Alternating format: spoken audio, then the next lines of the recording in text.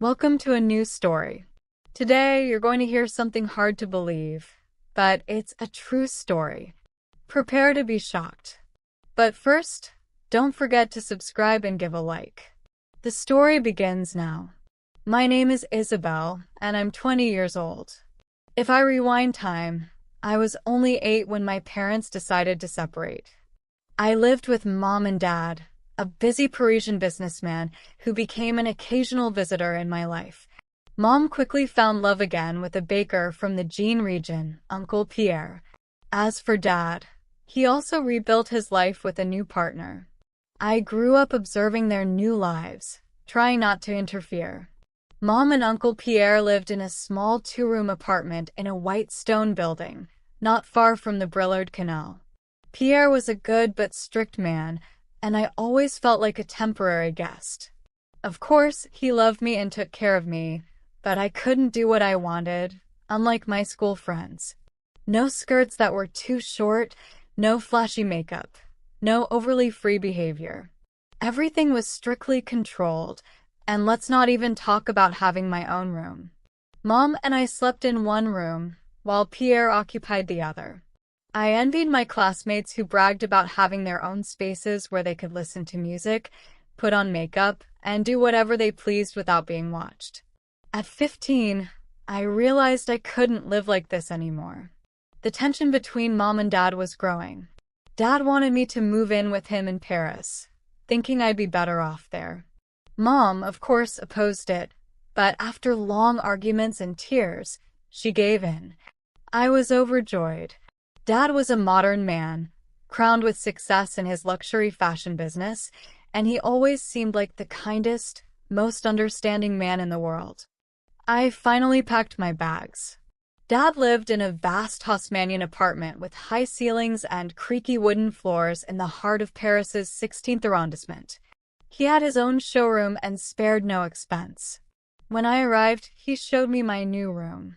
It was a dream, large, bright, with huge windows and a small balcony overlooking a courtyard full of wisteria. On the walls hung posters of my favorite French rock bands, and on the nightstand was a small laptop. The entire room was decorated in my favorite colors, with heavy navy velvet curtains at the windows. I felt like a princess. His partner, Aunt Sylvie, was a gentle and somewhat shy woman, a fashion designer. She had no children and seemed to treat me like her own daughter. She always tried to please me, cooking my favorite dishes like coq au vin or blanquette de veau and helping me with my French homework. Sometimes, I saw sadness in her eyes. Perhaps she felt lonely. At one point, I felt sorry for her. 2 years later, Aunt Sylvie fell gravely ill. Despite all of Dad's efforts, hiring the best specialists at Petit-Salpêtrière Hospital, she passed away. We were left alone. To keep Dad from feeling so sad and lonely, I took on all the household chores. I cooked, cleaned, did the laundry, and felt like I was managing wonderfully. I was 17 then. One day, Mom came to visit us. She saw how much I'd grown and how much I resembled her. Our appearance had always been very similar. Mom suggested I move back with her, saying Uncle Pierre had become much more lenient and that we could get along well. But I flatly refused. I didn't want to leave Dad alone, and life in Paris suited me far more than Jean. Dad supported me, telling Mom I would stay with him. He was still young, athletic, full of energy, and I could see my presence brought him joy. I stayed, the years passed, and I turned 20. I became a beautiful, confident young woman. I had many suitors. Every time one of them came to see me, Dad would greet them with tension, coldness, and silence, eventually finding an excuse to push them away. He always said I was too young to marry and that I should live for myself. Of course, I didn't argue with him. I saw that he was sad, and it seemed he simply didn't want to let me go. One night, after another failed date, I sat with Dad in the kitchen and asked, "Dad, why do you push everyone away? Don't you want me to get married?" He stayed silent for a moment, then replied, "I just don't know how I'd live without you. I've grown used to you." You're my only joy." I was moved. Of course, I told him I'd never leave him and that I'd visit him every day if I got married. And if he wanted, he could even live with my future husband and me. Dad smiled and said, "Well, we'll see about that. For now, let's enjoy the moment."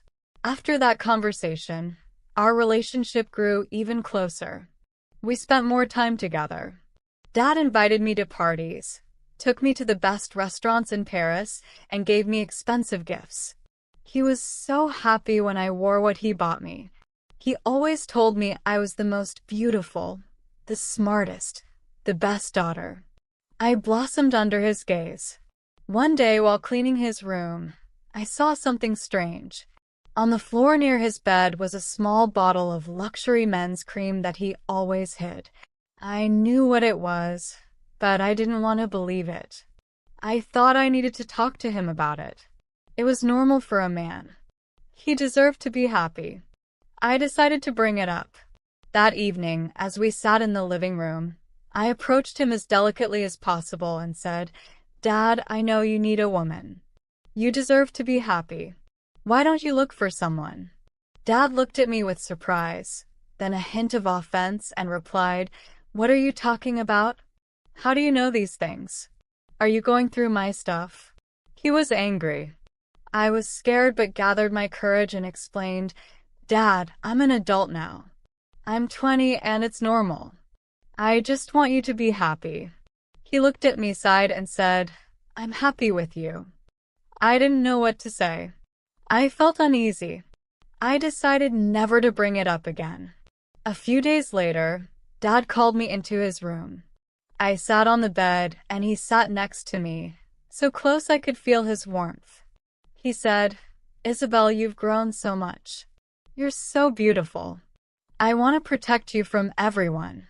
He stroked my hair, and I felt shivers run through my body. He pulled me close and hugged me tenderly. I felt like a little girl in his arms. He said, "Isabel, I'm sorry for being so strict with you for so long. I was just afraid of losing you." Then I felt something strange. His hand was where it shouldn't have been. My heart raced. I didn't know what to do. I wanted to pull away, but he held me firmly. He began kissing my neck, my hair. I didn't understand what was happening. I was horrified, but at the same time, I liked it. I closed my eyes. I was so confused I couldn't say a word. He whispered softly, "Isabel, I don't want you to leave. I don't want you to get married. I want you to be mine alone." I realized something very serious was happening, but I couldn't do anything. He was my father, and I couldn't contradict him. He lifted me in his arms and laid me on the bed. He looked at me, his eyes full of fire. I didn't know what to expect. I was scared but also drawn to him. He was so strong, so dominant. I couldn't resist. I lay there looking at him. I woke up in my bed sweating. My heart was pounding as if I'd run the Paris Marathon. No one was beside me, just me and the moonlight filtering through the curtains. I couldn't remember how I'd ended up in my room. The memories of the previous night were blurry, as if I'd been someone else. I looked at myself in the mirror. There stood a girl with messy hair and red eyes. On my neck, I saw a small mark. It was a trace of his beard or his teeth.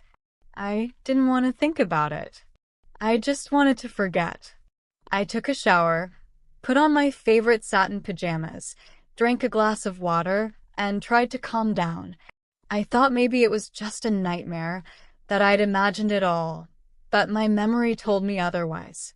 I remembered his warm hands, his breath, his scent. I remembered how he whispered words that made me feel a strange warmth. I remembered him saying I was his property, that I had to belong only to him. I sat in my room, too scared to leave. I was afraid to see him. I was afraid it would happen again. I didn't know exactly what I was afraid of. I was afraid he'd hold me in his arms again, that he'd kiss me. It was terrifying, but at the same time, I found some pleasure in it. I was so confused, so lost. Finally, I realized I couldn't stay in my room forever. I needed to go out and talk to him. I needed to understand what had happened. I left my room and went to the kitchen. Dad was sitting at the table, drinking coffee. He looked as usual, handsome, confident. But in his eyes, I saw something new, something that made me tremble, something that existed between us. He smiled and said, "Good morning, my little Isabel. Did you sleep well?" I didn't know what to say. I just nodded. He stood up, approached me, and kissed my forehead. His touch was warm, tender. He said, "Forgive me, my little Isabel. I didn't mean to scare you. It's just that I can't live without you." He hugged me. I felt his hands on my waist, his head on my shoulder. I felt his dark essence in my hair. I couldn't resist. I stood there, hugging him back. I felt my heart beating, my skin burning. I didn't know what was happening. I didn't know what to do. He pulled away and said, "Tonight, I want you to wear that dress I bought you. You remember the red one? We'll go to a restaurant, and then we'll watch a movie together, like before." I didn't know what to say. I just nodded. I was under his power. I was his property. That evening, I put on the dress. It was a fitted red silk dress that accentuated my figure, with a plunging neckline and a hem just above the knee. It was too daring for me, but I couldn't refuse. I felt uncomfortable but beautiful at the same time. I slipped on black high-heeled pumps, applied light makeup that highlighted my eyes, and left my room. Dad was waiting in the living room, dressed in a tailored black Dior suit. He looked stunning. When he saw me, his eyes lit up. He said, "My little Isabel, you're the most beautiful girl I've ever seen." I blushed but loved it. He took my hand, and we went out. We dined at an expensive restaurant, Le Jules Verne, on the second floor of the Eiffel Tower. He was attentive, affectionate. He told funny stories, complimented me. I felt like a princess. I forgot everything. I forgot what had happened. I was just enjoying the moment. After dinner, we returned home. Dad put on a movie, sat next to me, and held me in his arms. I felt his hand on my waist, his breath. He whispered words again that made me feel warmth. He said again that I was his property, that I had to belong only to him. I didn't know what to do. I wanted to pull away, but I couldn't. I was under his power, his property, and I didn't want to resist. Dad leaned in slowly. His eyes were burning. He kissed me, not like a father kisses his daughter, but like a man kisses a woman. I tasted coffee and his cigars, felt his scent, his warmth. He kissed me tenderly but insistently, as if to say I was his property. My head spun. I closed my eyes. I felt like I was floating in a current, unable to do anything. I didn't want to do anything. I just wanted it to continue. He pulled away and looked at me. His eyes were filled with love, tenderness, but also something wild, primal. He said, "My little Isabel, you're mine. You're mine forever.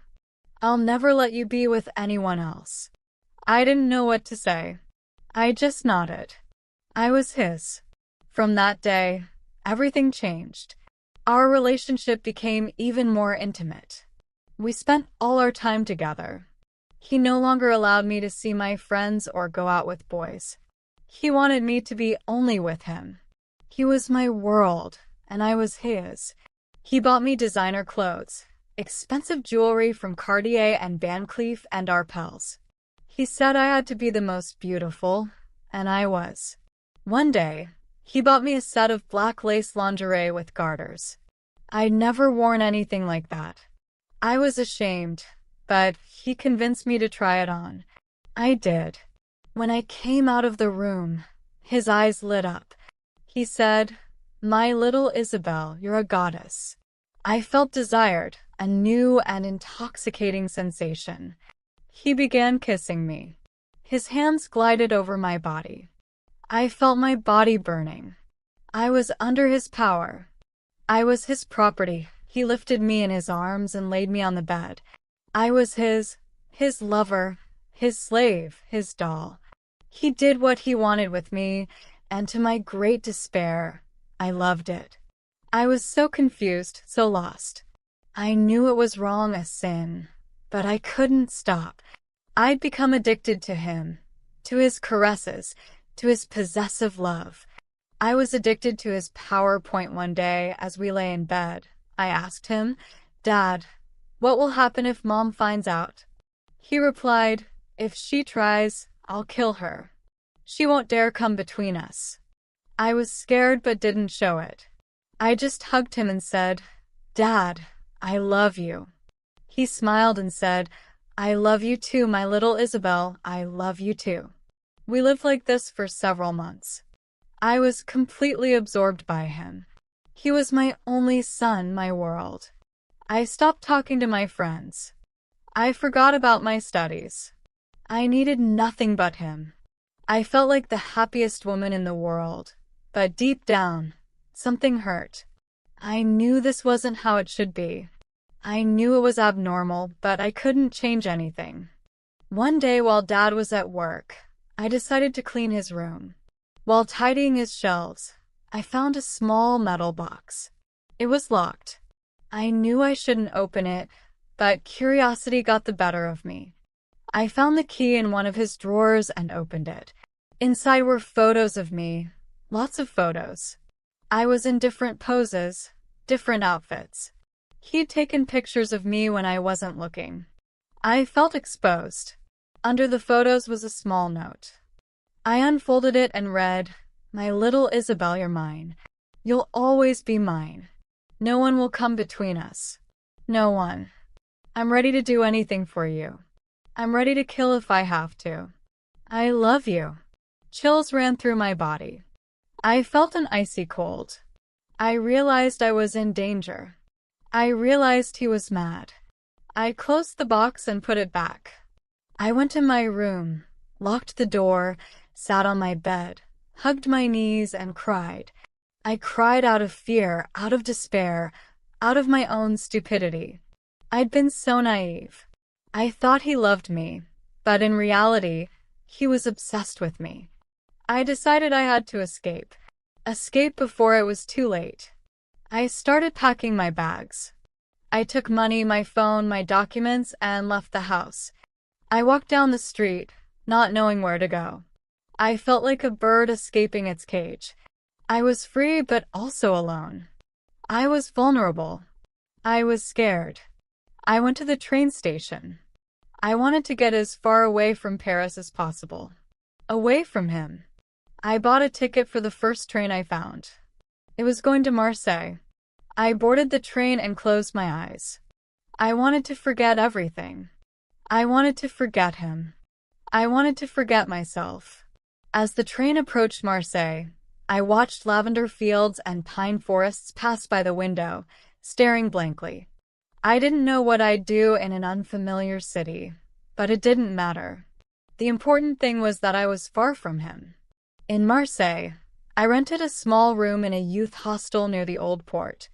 I found a job as a waitress in a small cafe in the Pannier district, a bohemian, colorful area with narrow, charming streets. I lived alone, without friends or family, but it was fine. I felt safe.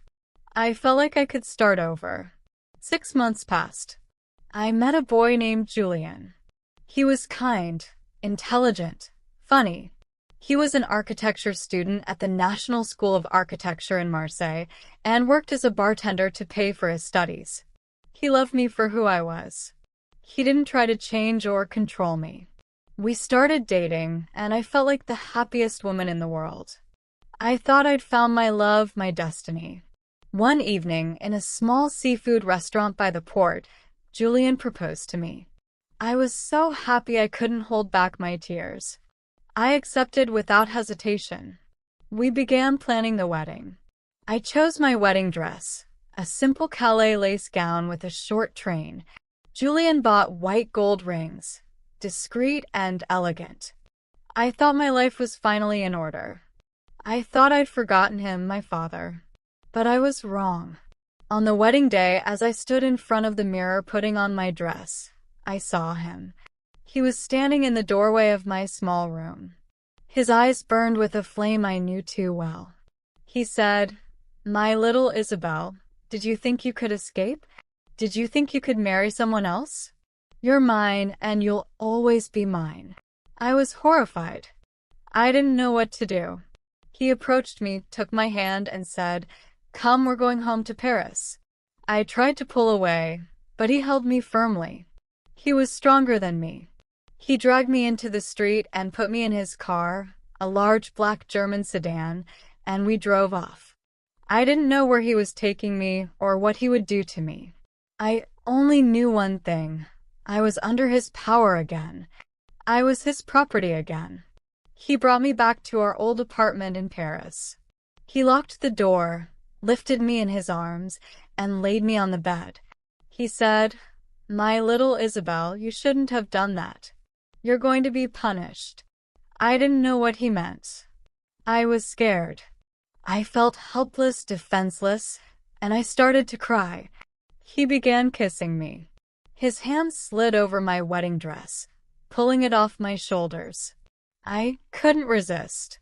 I was under his power, his property. He did what he wanted with me, and I could do nothing. I was his prisoner. I thought of Julian, our wedding, our love. I thought I'd lost everything. My love, my freedom, my life. I was desperate, but deep down, a small voice whispered that this might not be the end. What if I could escape again? What if someone came to save me? The uncertainty consumed me, leaving only a mystery that time alone would resolve. My father leaned over me. He delicately tore my wedding dress, as if it were a silk veil, letting it slip off my body. I was a blank canvas, vulnerable. His hands touched my skin, burning and possessive. "My little Isabel, you're mine," he murmured, his voice thick with desire and rage.